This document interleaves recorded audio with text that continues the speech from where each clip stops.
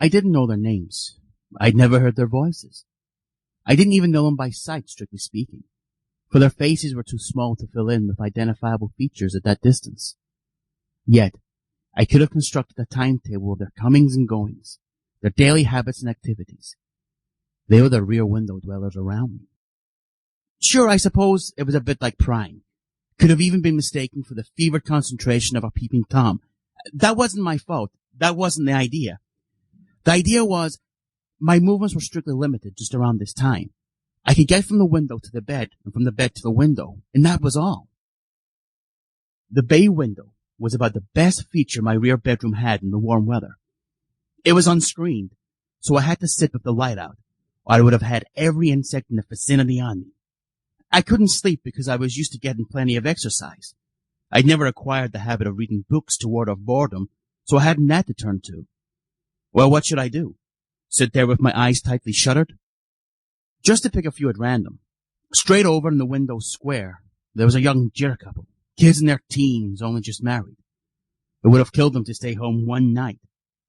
They were always in such a hurry to go wherever it was they went, they never remembered to turn out the lights. I don't think I'd missed once in all the time I was watching, but they never forgot altogether either. I was to learn to call this delayed action, as you will see. He'd always come skittering madly back in about 5 minutes, probably from all the way down on the street, and rush around killing the switches, then fall over something in the dark on his way out. They gave me an inward chuckle, those two. The next house down, the windows already narrowed a little with perspective. There was a certain light in that one that always went out each night too. And something about it, it used to make me a little sad. There was a woman living there with her child, a young widow, I suppose. I'd see her put the child to bed, and then bend over and kiss her in a wistful sort of way. She'd shake the light off her and sit there pitting her eyes and mouth. Then she'd go out. She'd never come back till the night was nearly spent. Once I was still up, and I looked out, and she was sitting there motionless with her head buried in her arms. Something about it used to make me a little sad. The third one down no longer offered any insight. The windows were just slits like in a medieval battlement due to foreshortening. That brings us around to the one on the end.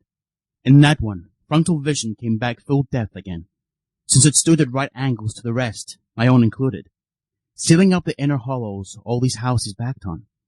I could see into it from the rounded projection of my bay window, as freely as into a dollhouse with its rear wall sliced away and scaled down to about the same size. It was a flat building. Unlike the rest, it had been constructed originally as such, not just cut into furnished rooms.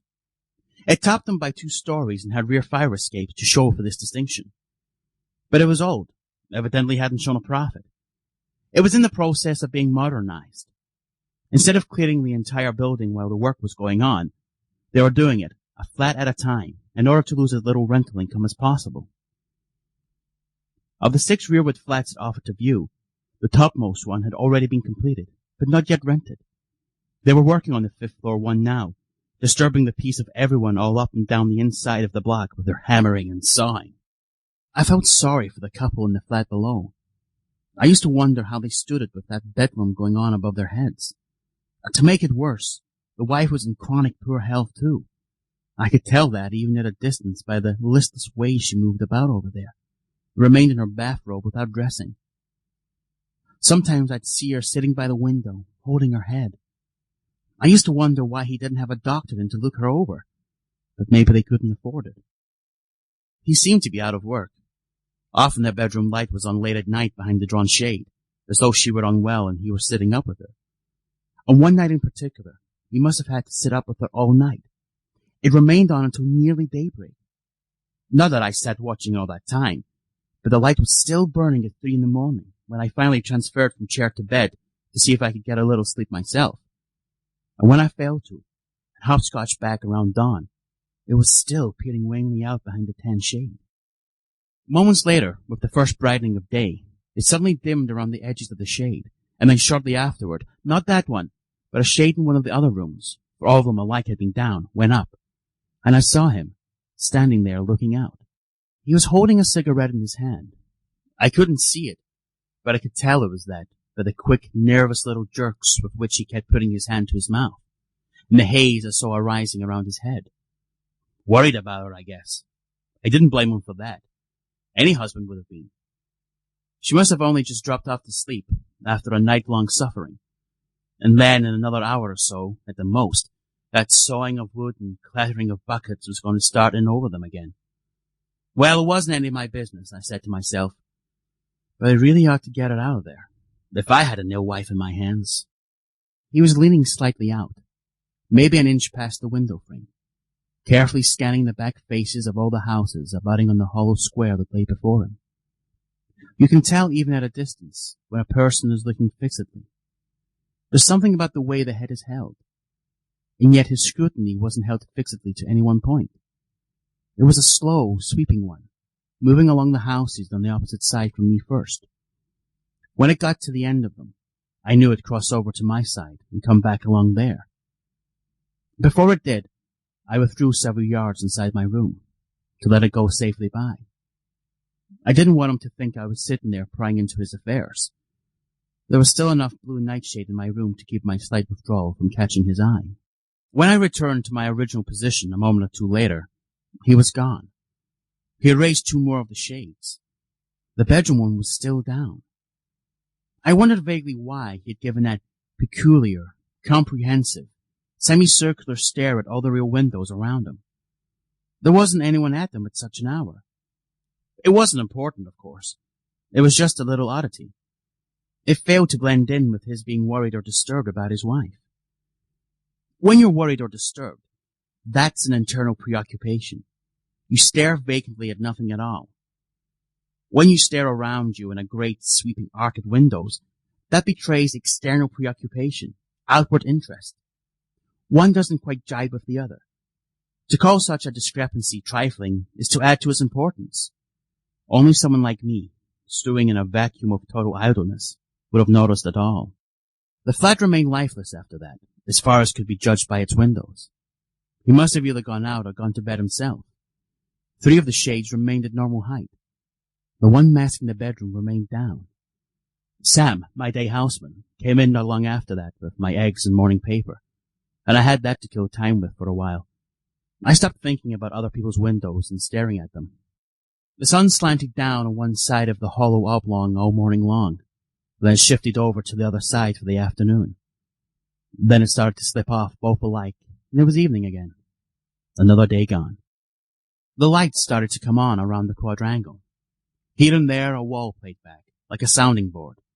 A snatch of radio program that was coming in too loud. If you listened carefully, you could hear an occasional clink of dishes mixed in, faint, far off. The chain of little habits that with their lives unreeled themselves. They're all bound in them, tighter than the tightest straitjacket any jailer ever devised, though they all thought themselves free. The jitterbugs made their nightly dash for great open spaces, forgot their lights, he came crooning back, thumbed them out, and their place was dark, until the early morning hours. The woman put her child to bed, leaned mournfully over its cot, then sat down with heavy despair to redden her mouth. In the 4th-floor flat, at dry angles to the long interior street, the 3 shades had remained up, and the 4th shade had remained at full length all day long. I hadn't been conscious of that, because I hadn't been particularly looking at it, or thinking of it until now. My eyes may have rested on those windows at times during the day, but my thoughts had been elsewhere. It was only when a light suddenly went up in the end room, behind one of the raised shades, which was their kitchen, that I realized the shades had been untouched like that all day. That also brought something else to my mind that hadn't been in it until now. I hadn't seen the woman all day. I hadn't seen any sign of life within those windows until now. He'd come in from outside. The entrance was at the opposite side of their kitchen, away from the window. He'd left his hat on, so I knew he'd just come in from outside. He didn't remove his hat, as though there was no one there to remove it for anymore. Instead, he pushed it farther to the back of his head by prying a hand to the roots of his hair. That gesture didn't denote removal of perspiration. I knew. To do that, a person makes a sidewise sweep. This was up over his forehead. It indicated some sort of harassment, of uncertainty. Besides, if he'd been suffering from excess warmth, the first thing he would have done would have been to take off his hat altogether. she didn't come out to greet him. The first link of the so-strong chain of habit, of custom, that binds us all, had snapped wide open. She must be so ill. She had remained in bed, in the room behind the lowered shade all day. I watched. He remained where he was, 2 rooms away from there. Expectancy became surprise. Surprise, incomprehension. Funny, I thought, that he doesn't go into her, or at least go as far as the doorway, look in to see how she is. Maybe she was asleep, and he didn't want to disturb her, then immediately. But how can he know for sure that she's asleep, without at least looking in at her? He just came in himself. He came forward and stood there by the window, as he had at dawn. Sam had carried out my tray quite some time before, and my lights were out. I held my ground. I knew he couldn't see within the darkness of the bay window. He stood there motionless for several minutes. Now his attitude was a proper one for inner preoccupation. He stood there looking downward at nothing, lost in thought. He's worried about her, I said to myself, as any man would be. It's the most natural thing in the world. Funny, though, he should leave her in the dark like that, without going near her. If he's worried, then why didn't he at least look in on her on returning? Here was another of those trivial discrepancies between inward motivation and outward indication. And just as I was thinking that, the original one that I had noted at daybreak repeated itself. His head went up with renewed alertness, and I could see it start to give that slow, circular sweep of interrogation around the panorama of rearward windows again. True, the light was behind him this time, but there was enough of it falling on him to show me the microscopic but continuous shift of direction his head made in the process. I remained carefully immobile until a distant glance had passed me safely by. Motion attracts. Why is he so interested in other people's windows? I wondered detachedly. And of course, an effective break to dwelling on that thought too lingeringly clamped down almost at once. Look who's talking. What about you yourself? An important difference escaped me. I wasn't worried about anything. He, presumably, was. Down came the shades again. The light stayed on behind their beige opaqueness.